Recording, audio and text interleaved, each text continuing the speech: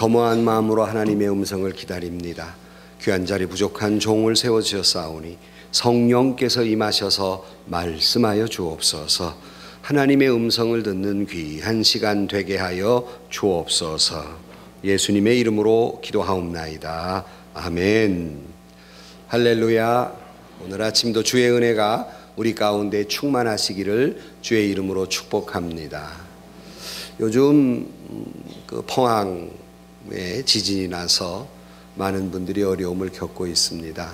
오래전에 제가 그 지역에 목회를 했기 때문에 포항보다는 조금 외 흥해라는 곳에서 지진이 났습니다. 저희 교회가 돕기도 했던 그 은퇴 목사님이 거기 사셔서 바로 전화를 걸었습니다. 괜찮으시냐고. 사택이 조금 금이 가고 그랬지만, 그래서 그 모여있는 수용소에 계시다가 하루 있다가 돌아왔노라고 한 소식을 들었습니다. 그 지역과 그 지역 교회에 하나님의 위로하심이 함께하기를 축복합니다. 사실 그 탓에 지난주에 우리 고3 아이들 수능 시험을 해야 하는데 일주일 미뤄져서 이번 주에 보게 됩니다. 늘 수능 전에 제가 아이들에게 가서 그들을 축복기도 하고 또 권면을 아주 짧게 합니다마는 대충 3가지를 이야기합니다. 2가지만 말씀을 드리면, 무엇보다 아이들에게 열심히 공부했으니까 긴장하지 말고 잘 시험 봐서 좋은 성적 거두기를 바란다, 이 말을 하고요. 2번째는 좀 염려스러운 말을 합니다. 그건 뭐냐면 시험이 끝나거들랑, 고3 때 우리 다 경험했지만 시험이 끝나면 다 졸업한 것처럼 생각이 돼가지고 그동안 못해왔던 거 막 어른인 것처럼 세상에 나가서 세상 문화를 즐기게 되거든요. 그래서 늘 권면을 합니다. 시험이 끝났다고 해서 기독 학생으로서의 본분을 잊지 말아라. 세상에 나가서 행여나 휩쓸리지 말아라 하는 간곡한 권면을 합니다. 왜냐하면 여러분, 참 아이들에게 세상은 얼마나 험한 곳입니까? 오늘 본문에도 우리가 길어서 다 읽진 않았지만 사도 바울이 마지막 때의 세상은 이렇다라고 이야기하고 있는 것이 오늘 3장 1절로 4절 말씀에 사도 바울이 이렇게 말합니다. 너는 이것을 알라. 말세에 고통하는 때가 이르러 사람들이 자기를 사랑하며 돈을 사랑하며 자랑하며 교만하며 비방하며 부모를 거역하며 감사하지 아니하며 거룩하지 아니하며 무정하며 원통함을 풀지 아니하며 모함하며 절제하지 못하며 사나우며 선한 것을 좋아하지 아니하며 배신하며 조급하며 자만하며 쾌락을 사랑하기를 하나님 사랑하는 것보다 더하며. 세상이 이렇다는 거예요. 오늘 본문의 12절 13절에도 무릇 그리스도 예수 안에서 경건하게 살고자 하는 자는 박해를 받으리라. 악한 사람들과 속이는 자들은 더욱 악하여져서 속이기도 하고 속기도 하나니. 이것이 마지막 때의 모습입니다. 이것이 당시에 사도 바울이 살던 당시 모습 같지만 읽어보니까 꼭 오늘을 이야기하는 것 같아요. 그러니 이런 험한 세상에 아이들이 나갔을 때 얼마나 많은 유혹과 얼마나 많은 그런 타락과 신앙의 흔들림이 있겠습니까? 참 우리가 이 아이들을 일일이 쫓아다니면서 지킬 수 없고 염려스럽지 않습니까? 이런 세상에 사도 바울이 자기의 믿음의 아들 디모데에게, 이제 이 디모데후서는 사도 바울의 마지막 서신입니다. 이제 그가 마지막에 믿음의 아들 디모데에게 편지하는 그 마지막 서신의 마지막 부분이에요. 여러분이 만약에 내가 유언으로 자녀들에게 마지막 남긴다면 제일 중요한 말을 남기지 않겠습니까? 그 마지막 결론 부분이 이제 뒤에 4장이 또 나옵니다만은 마지막 부분에 이런 험한 세상이다. 그리고는 오늘 우리가 같이 읽은 말씀 14절에 그러나 그랬어요. 그러나 비록 너희들이 살고 있는 세상이 이렇게 험하지만 그러나 어떻게 이기며 살 것인가? 사도 바울의 권면은 너는 배우고 확신한 일에 거하라.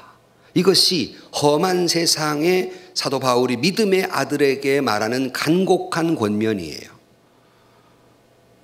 세상 속에 있는 우리 자녀들에게 주고자 하는 간곡한 권면이기도 합니다. 본문은 배우고 확실한 일에 거하라. 세 가지 명령이에요. 이 험한 세상을 사는 너희들이여, 자녀들이여, 디모데야, 성도들이여, 배우고 확실한 일에 거하라. 이 세 가지 말씀을 우리가 같이 보면서 탕류 속에 살아가는 우리이지만 신앙인으로서 어떻게 이것을 극복해 나아가며 믿음으로 살아갈 것인가, 본문이 권면하는 말씀을 통해서 주의 음성을 듣는, 그리고 우리 자녀들이 이렇게 살아가기를 바라는 마음에서 이 말씀을 통해서 같이 은혜 받기를 주의 이름으로 축복합니다. 첫째 명령은 배우라 그랬어요. 배우라. 도대체 배우라 하고 그랬는데 뭘 배우라는 말씀인가? 충분히 우리는 짐작하지만은 다음 절에 이걸 배우라고 말하고 있습니다. 15절에 또 어려서부터 성경을 알았나니 성경은 능히 너로 하여금 그리스도 예수 안에 있는 믿음으로 말미암아 구원에 이르는 지혜가 있게 하느니라 하고 말씀하면서 성경을 배우라 그랬습니다. 이런 험한 세상을 살아가는 너희들이요, 성경을 배우라. 그럼 뭘 배워? 성경에서 뭐 때문에 성경을 배우라는 말씀입니까? 성경은 능히 너로 하여금 그리스도 예수 안에 있는 믿음으로 말미암아 구원에 이르는 지혜가 있다 그랬습니다. 그러므로 우리가 하나님의 말씀을 듣고 하나님의 말씀을 배워야 하는 까닭은 구원에 이르는 지혜가 성경 속에 있기 때문입니다. 성도 여러분, 하나님의 말씀을, 이 험한 세상에 살아가는 여러분, 하나님의 말씀을 배워서 험한 세상 가운데 구원에 이르는 지혜를 얻게 되시기를 주의 이름으로 축복합니다. 우리는 때로는 왜 성경을 배웁니까? 성경을 배워야 할 이유, 목적을 잘 몰라서 어떤 사람들은 성경을 통해서 또는 설교 말씀을 통해서 교양을 배운다 그랬어요. 사실 이 말이 완전히 틀린 말은 아닙니다. 그래서 신앙생활 열심히 하면 대학 나온 사람 못지않는 지식과 지혜가 있어요. 그래서 물론 교양적인 측면이 있지만 성경 공부는 교양을 위해 성경 공부하는 게 아니란 말이죠. 또 뿐만 아니라 어떤 사람은 종교적 지식을 얻기 위해서 하나님의 말씀을 배우지만 종교적 지식은, 종교 서적은 넘쳐나고 여러 가지 경전들이 많아요. 꼭 성경을 안 배워도 얼마든지 배울 수 있어요. 어떤 사람은 철학적인 어떤 지혜를 얻기 위해서 그러지만 성경뿐만 아니라 얼마나 많은 철학책들이 많아요. 세상에 얼마든지 그것은 배울 수 있어요. 철학과 지혜와 상식 얼마든지 배울 수 있어요.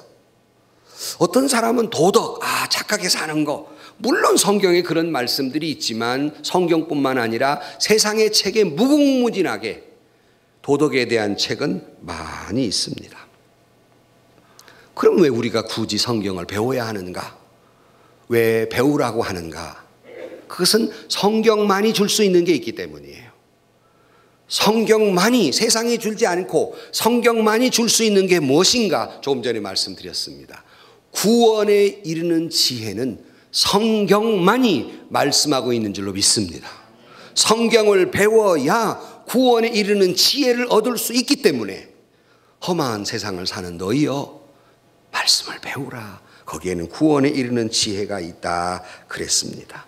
성경 아니고는 아무도 가르쳐 줄 수 없는 문제, 성경 아니고는 아무도 해결해 줄 수 없는 문제, 이 구원의 문제를 성경이 말씀하고 있기 때문에 성경을 배우라는 거예요. 어줍지 않게 성경을 좀 대충 보고는 이거 도덕책이다, 이건 뭐 역사서다, 뭐 이렇게, 이게 성경을 신통치 않게 읽은 사람들의 말이에요. 정말 성경을 진지하게 깊이 말씀을 본 사람은 성경책은 도덕책이 아니다. 성경은 철학도 아니고 역사서도 아니다. 성경은 구원에 이르는 지혜의 책이다 라고 결론하게 됩니다.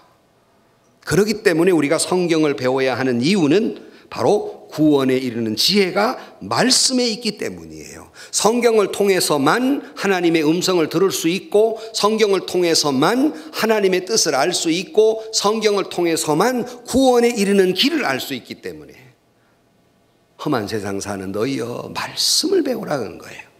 또 요한복음 5장 39절 말씀에 너희가 성경에서 영생을 얻는 줄을 생각하고 성경을 연구하거니와 그랬어요. 성경은 영생을 주는 책이라는 말이에요. 그러므로 성경을 연구하라 그랬어요. 그러므로 여러분, 성경을, 하나님의 말씀을 접근하는 데 있어서 역사나 과학적인 지식이나 철학이나 도덕을 위해서 접근하지 마시고 성경을 통해서 내가 어떻게 구원받을 수 있는가를 생각하며 말씀을 접근해 가면 여기에 구원에 이르는 지혜가 있는 줄로 믿습니다. 여러분의 살 길이 여기가 있는 줄로 믿습니다. 구원, 살아갈 길이, 살 길이에요. 위드로 윌슨 대통령이 1911년 5월 7일 덴버에서 미국 국민들에게 심각하게 이렇게 호소했습니다. 내가 묻는 바는 이 자리에 앉은 여러분, 미국의 운명은 위대한 계시의 책인 성경을 여러분이 열심히 읽느냐 안 읽느냐에 달려 있다는 것을 알아야 합니다. 지금 어려운 미국의 형편은, 이 운명은 여기 앉아있는 여러분들이 성경을 열심히 읽느냐 안 읽느냐에 달려있다. 이 말을 오늘 우리에 가져오면 이 나라의 운명은, 이 나라의 구원은 다른 사람이 아니라 여기 앉아있는 여러분들이 성경을 열심히 읽느냐 안 읽느냐에 달려있단 말이에요. 정치가가 어떻게 하고 뭐 교육이 어떻게 하고 이거 다 떠나서 남 탓하지 마시고 이 나라의 운명은, 여러분의 구원의 운명, 여러분의 가정의 운명, 여러분의 자녀의 구원의 운명은 여러분들이 성경을 열심히 읽느냐 안 읽느냐에 달려있다. 믿으면 아멘 하십시오. 구원에 이르는 지혜가 여기 있기 때문에, 살아날 지혜가 여기 있기 때문에 우리 믿는 사람들이 먼저 내가, 다른 사람 아니고 내가 성경을 읽느냐 안 읽느냐에 달려있다. 암흑과 무지와 불확실성 시대에 살아가는 우리가 이 세상에 확실한 것은 아무것도 없습니다. 유일하게 딱 하나, 말씀만이 확실하기 때문에 사도 바울은 믿음의 아들 디모데를 두고 이제 순교해야 되는데 이렇게 험한 세상이란 말이에요. 그래 디모데야, 말씀을 배워라. 어렸을 때 배웠는데요. 배워라. 또 배워라. 또 배워라. 여기에 구원의 지혜가 있다 라고 권면합니다. 이 말씀이 오늘 하나님이 말씀 통해서 우리에게 주시는 음성으로 듣고 말씀을 배우시기를 주의 이름으로 축복합니다. 두 번째는 배우고 확실한 일에, 그래서 이 말은 확신하라 그 말이에요. 뭘 확신하라는 말인가? 여러분, 재미있는 것은 세상 공부는 배우면 배울수록 뭘 잘 확실하게 알아지는 것이 아니라 훨씬 더 모르는 것이 많다는 걸 알게 됩니다. 뭐가 진리가 확실해지질 않아요. 다 불확실하기 때문에. 세상 것은 공부하면 공부할수록 오리무중 속에 빠져요. 그러나 성경은 하나님의 말씀을 공부하면 공부할수록 오리무중이 아니라 확신을 갖게 되는데 구원에 대한 확신을 얻게 될 줄로 믿습니다. 그러므로 성경을 배워서 구원에 이르는 지혜를 얻고 성경을 열심히 배워서 이 구원에 대한 확신을 가지라 하는 것이 사도 바울의 권면입니다. 그것이 험한 세상을 살아가는 우리가 기독교인으로서 살아가야 하는 지혜이며 반드시 해야 할 일이라는 말입니다. 그래서 사도 바울이 했잖아요. 내가 확신하노니 그리스도의 사랑에서 나를 아무도 끊을 수 없으리라. 사망이나 생명이나 높음이나 낮음이나 장래일이나 현재일이나 세상 어떤 것도 예수 그리스도에 있는 하나님의 사랑에서 나를 끊을 수 없노라. 나는 이 사실을 확신하노라 그랬어요. 이 확신이 여러분에게 있기를 주의 이름으로 축원합니다. 이 구원의 확신이 우리에게 충만해야 해요. 요한일서 5장 13절 말씀에 내가 하나님의 아들의 이름을 믿는 너희에게 이것을 쓰는 것은 너희로 하여금 너희에게 영생이 있음을 알게 하려 함이라. 다시 말하면 영생이 있음을 확신하게 하려고 내가 이 글을 쓰고 있다라고 말합니다. 그러므로 여러분, 성경은 어떻게 읽으면 읽을수록 내가 어떻게 살 것인가 구원의 문제와 내가 어떻게 죽을 것인가의 구원의 문제, 인간의 기본적인 두 가지 질문이 있어요. 어떻게 살 것인가와 어떻게 죽을 것인가인데 이 구원의 문제가 하나님의 말씀에 있다는 것이에요. 1세대 그리스도인들이 어떻게 그렇게 놀라운 다이나믹 파워를 가지고 세상을 뒤집을 수 있었던가? 그 초라한 행색의 그리스도인들이 어떻게 세상을 뒤집고 믿음의 그 정절을 지킬 수 있었던 것일까? 그것은 바로 구원에 대한 확신입니다. 이 확신이 있기에 사형장에서, 순교의 현장에서 사자에게 찢기고 야생마들에게 찢기고 십자가를 거꾸로 매달고 화형을 당하면서도 그들이 기도하고 그들이 신앙의 정절을 지키며 찬송하고 감사하고 그리고 감격한 가운데 어떻게 그렇게 순교할 수 있었을까? 바로 그것은 구원에 대한 확신입니다. 내가 비록 이 땅에 잠시 고통을 갖고 있으나 내가 이 생명 끝나는 순간 나는 주님의 품에 안길 것이라는 확신이 그들이 죽는 순간에도 그 로마 황제 앞에서 복음을 증거했던 용기는 바로 믿음에 대한 확신입니다. 지금보다 훨씬 험악한 가운데 그들이 믿음의 정절을 지킬 수 있었던 것은 구원에 대한 확신이듯이 오늘 우리가 살아가면서 얼마나 우리를 유혹하는 것이 많고 얼마나 나와 우리 자녀를 흔드는 것들이 많습니까? 이것을 이겨낼 수 있는 길은 하나님의 말씀을 배우고 구원에 대한 확신을 갖는 길밖에는 없습니다. 그러므로 배우고 확신을 가지라 하는 거예요. 근데 혹자들은 이 구원의 문제에 있어서 도덕으로 알고 착한 일 많이 하면 천당 가지. 자, 교회 가서 그저 착하게 살라는 말씀 들으러 가는 거야. 이건 잘못 생각하는 겁니다. 그 말이 없다는 것이 아니라 그 말이 풍부하게 들어있지만 여러분 착하게 살아서 천당 가는 게 아닙니다. 이와 같은 생각이 중세 가톨릭을 아주 타락하게 만듭니다. 그래서 그들은 열심히 노력하는 게 뭐냐면 그저 선한 일 많이 하고 그리고 성자의 칭호를 받은 사람의 성경이나 썼던 물건을 가지고 있으면 그걸로 구원받는다고 생각했어요. 헌금을 많이 하면 그걸로 구원받는다고 생각했어요. 그건 성경이 가르쳐주는 구원이 아닙니다. 근데 이 사실을 배워가면서 한 신부가 도대체 성경에 뭐라고 써있는데 이런 일을 하는가 하고 당시에는 성경을 함부로 읽거나 함부로 연구를 못하도록 돼 있어요. 그러니까 성경을 깊이 연구하기를 시작합니다. 인간이 행함으로 구원을 얻는다면 얼마나 행할 수 있을까? 그러나 그가 하나님의 말씀은 읽으면 읽을수록 놀라운 사실 하나를 발견합니다. 아, 인간은 행함으로 구원을 얻을 수 없다는 사실입니다.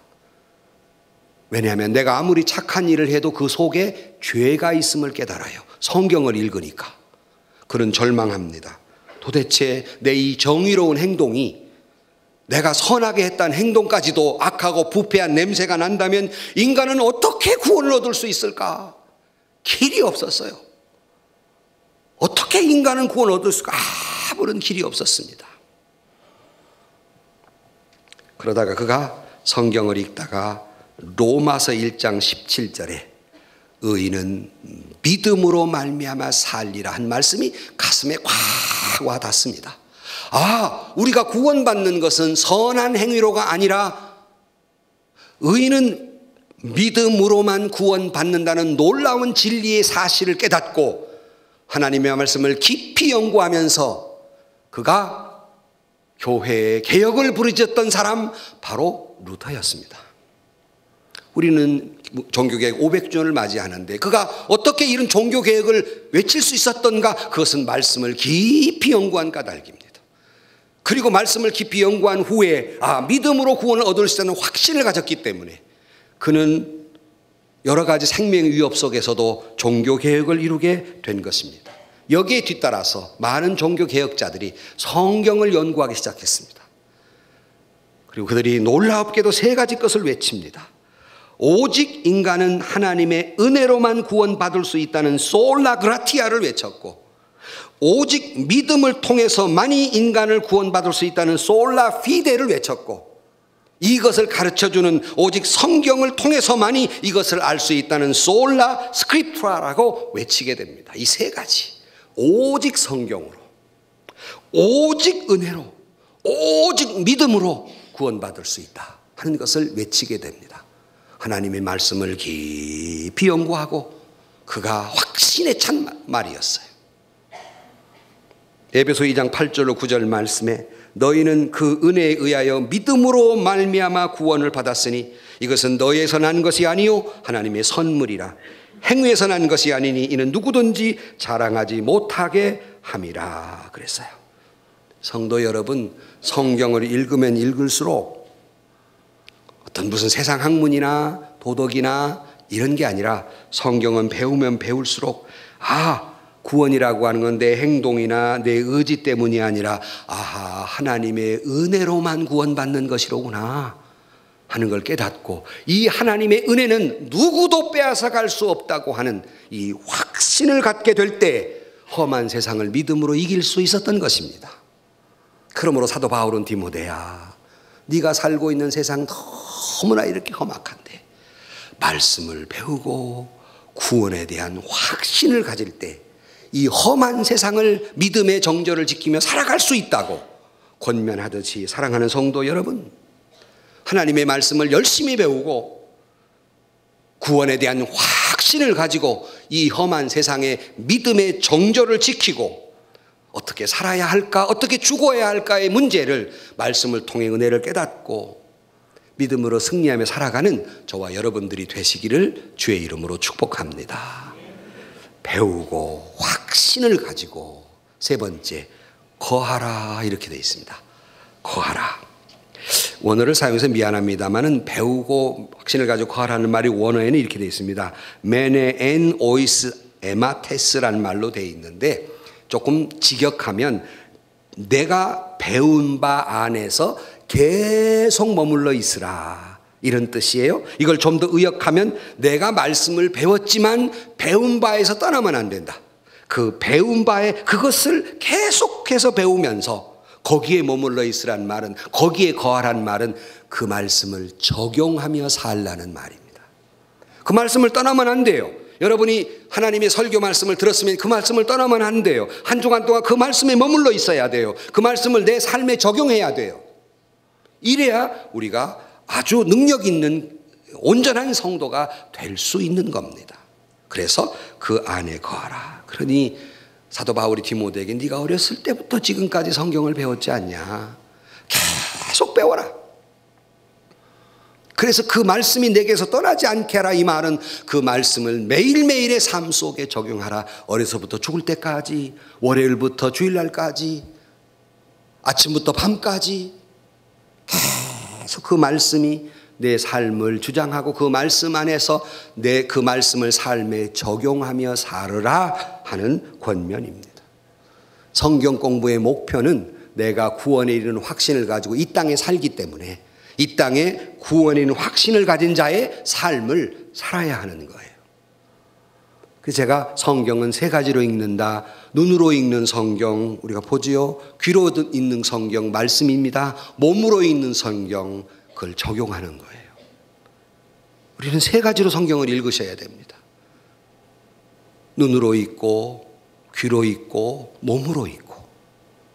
이게 거하라입니다. 오늘날 교육의 문제는 뭐냐면 세상의 지식 학문은 축적해 줍니다. 이 땅에서 어느 때보다도 이 지식이 풍부한 시절이 없어요. 문제는 목표 없는 교육이에요. 왜 목표가 있는데요? 어느 분야의 전공 분야에서 그가 먹고 사는 길은, 지식은 축적해 주지만 그러나 이 지식을 가지고 어떻게 살아야 하는 문제는 답이 없습니다. 그 어느 것도 이 어려운 세상 속에서 어떻게 살아야 하느냐 하는 대답을 해주지 않기 때문에 오늘의 비극이 있는 것입니다. 그건 교회에서 가르쳐주지 않습니다. 나는 고3 아이들에게 세 번째, 아까 두 개 말씀드렸지만 세 번째 권면의 말이 있습니다. 공부는 열심히 해야 된다. 그러나 목표 없는 자 같이 하지 말고 너희들의 공부에는 목표가 있어야 한다. 그것이 일반 세상 사람처럼 좋은 대학 가서 좋은 직장 가서 내가 나 혼자 잘 먹고 잘 사는 그런 하급한 목표를 두지 말고 좀 더 높은 데 목표를 두고 열심히 공부해서 하나님께 영광, 나가 부모에도 기쁨이 되고 교회의 자랑거리가 될 뿐만 아니라 정말 목표는 하나님이 원하시는 대로 세상의 낮은 자들, 가난하고 소외된 자들의 눈물을 닦아주기 위해서는 너희들이 공부해야 한다. 공부해야 그 일을 할 수 있다. 그것이 너의 목표가 되기를 바란다. 별로 감동을 안 하시네. 그 아이들이 얼마나, 그 목표만 가지면 그 아이들이 얼마나 훌륭하게 자라겠어요. 그것이 그 아이들뿐만 저와 여러분의 목표가 되기를 주의 이름으로 축복합니다. 그러니까 하나님의 말씀을 공부하면 나로 하여금 내 삶을 승리하게 이끄는 위대한 안내서이고 지표가 되는 것. 하나님의 말씀이 매일매일 적용하니까 영원한 진리를 깨닫고, 그리고 그 말씀이 나의 삶을 완전히 변화시키는 거예요. 새로운 신세계를 만나게 하는 겁니다. 근본적인 변화를 일으키는 것이 진리의 말씀이에요. 몇 사람만 얘기 드리면, 여러분 잘 아시는 이야기입니다만 어거스틴이 젊었을 때 방탕한 생활을 합니다. 그러다가 하나님의 말씀을 한 곳 읽었는데 그것이 로마서 13장 12절로 14절이에요. 방탕한 사람이 왜 어떻게 성경을 읽었을까? 밖에서 들어 읽어라 펼쳐 읽으라는 애들 노래소리를 듣고 자기 책상에 그냥 놓여 있는 거 이렇게 펼쳤어요. 거기에 로마서 13장 12절로 14절 말씀을 읽을 때 그는 완전히 변화돼서 탕아 어거스틴이 성자 어거스틴으로 변합니다. 이건 완전한 변화지요. 도대체 무슨 말씀이길래 그가 그렇게 변했는가? 로마서 13장 12절로 14절, 밤이 깊고 낮이 가까웠으니 그러므로 우리가 어두움의 일을 벗고 빛의 갑옷을 입자.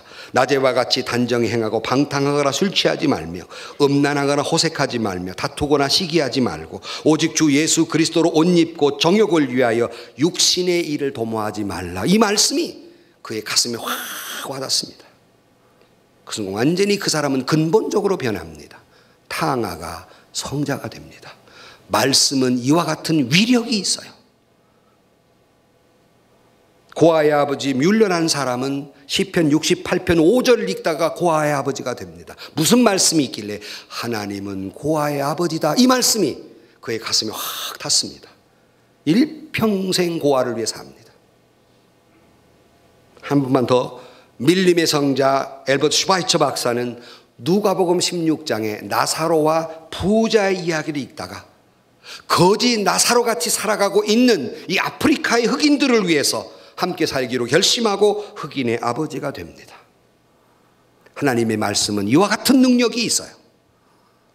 우리가 이 땅을 살아가는 데 있어서 큰 능력으로 우리에게 다가옵니다. 어떤 사람은 나한테 그럽니다. 성경 공부 왜 합니까? 뭔 필요가 있습니까? 그런 말 하는 사람 치고 성경을 제대로 읽은 사람 내가 만나보질 못했어요. 성경을 제대로 안 읽으니까 공부할 필요를 못 느끼는 거예요. 정말 성경을 진지하게 한번 창세기부터 요한계시록까지 읽어봤느냐는 거예요. 진지하게 말씀을 놓고 성경을 읽으면 여러분의 삶이 변화되고 여러분의 삶의 초점이 변화가 되며 이 땅에 살아가는 능력이 될 줄로 믿습니다. 그러기에 오늘 본문 3장 16절로 17절 말씀에 모든 성경은 하나님의 감동으로 된 것으로 교훈과 책망과 바르게 함과 의로 교육하게 유익하니 이는 하나님의 사람으로 온전하게 하며 모든 선한 일을 행할 능력을 갖추게 함이라 그랬어요. 하나님의 사람으로 온전하게 하고 선한 일을 행할 능력을 갖추게 하는 것이 하나님의 말씀이란 말이에요. 근데 여기서 우리가 항상 듣는 말이지만 모든 성경은 하나님의 감동으로 된 것으로 그랬어요. 물론 이것은 하나님의 영으로, 하나님의 성령으로 된 것이라는 말씀인데 혹자들이 생각할 때 이거 뭐 사람의 서신이고 무슨 이스라엘의 역사고 이게 어떻게 하나님의 말씀입니까 이것이? 이렇게 좀 설명해 드릴 수 있어요. 인간을 창조할 때 하나님이 흙으로 창조했잖아요. 흙덩이였어요. 그러나 하나님이 거기에 생기를 불어넣으심에 생명이 됐다 그랬습니다. 하나님의 영을 불어넣으심에 비로소 사람이 됩니다. 살아있는 사람이 됩니다. 물론 이 말씀이 아주 많은 사람에 의해서 기록이 돼 있지만 거기에 성령의 감동이 있음으로 말미암아서 사람의 말이 아니라 하나님의 말씀으로, 살아있는 생명의 말씀으로 역사가 된 줄로 믿습니다. 그러기에 이 속에 하나님이 성령을 불어넣음으로 말미암아서 여기에 하나님의 뜻, 하나님의 음성, 하나님의 말씀이 여기에 불어넣게 된 거예요. 그래서 우리는 이것을 하나님의 말씀으로 보는 것이지 어떤 역사나 인간의 서신이나 이걸 보지 않는 거예요. 마치 사람이 생명이 된 것처럼 하나님의 말씀이 됐단 말씀이에요. 그래 우리가 하나님의 말씀을 하나님의 음성으로 듣는데 이 말씀을 보니까 때로는 우리를 교훈하기도 합니다. 이 말씀을 보니까 때로는 하나님이 성경을 통해 나를 책망하기도 해요.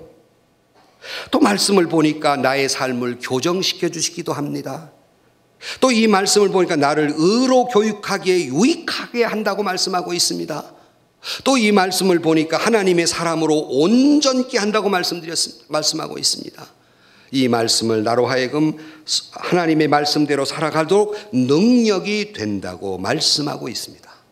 그러므로 우리는 진지하게 하나님의 말씀을 진지하게 보아야 합니다. 그리고 그 말씀이 여러분에게 확신으로 다가오고 그 말씀이 여러분의 삶을 변화시키고 그 말씀이 매일매일의 삶에 적용되는 역사가 있기를 주의 이름으로 간절히 축원합니다. 혹여 여러분 가운데 삶의 방향, 미래 방향성을 잃어버리고 방황하시는 분들이 계십니까? 그렇다면 말씀으로 돌아가 보십시오. 한번 진지하게 말씀을 읽고 배워보십시오. 그 속에 여러분이 어떻게 살 것인가의 방향이 하나님 말씀에 있고 또는 우리가 살다 보면 너무나 적막하고 고독의 시면에 갇혀서 어디도 위로와 평안을 얻을 길이 없는 분들이 계십니까? 말씀을 한번 진지하게 읽어보십시오. 여기에 위로가 있고 여기에 평안이 있고 여러분의 미래가 이 말씀에 있는 줄로 믿습니다. 또 우리가 어떻게 죽을 것인가, 내 앞으로 죽음 다음에 무엇이 기다리고 있는가 진지한 고민에 빠진 분이 계십니까? 하나님의 말씀을 보십시오. 여러분의 영원한 생명의 미래의 말씀이 이 말씀 앞에 있는 것입니다.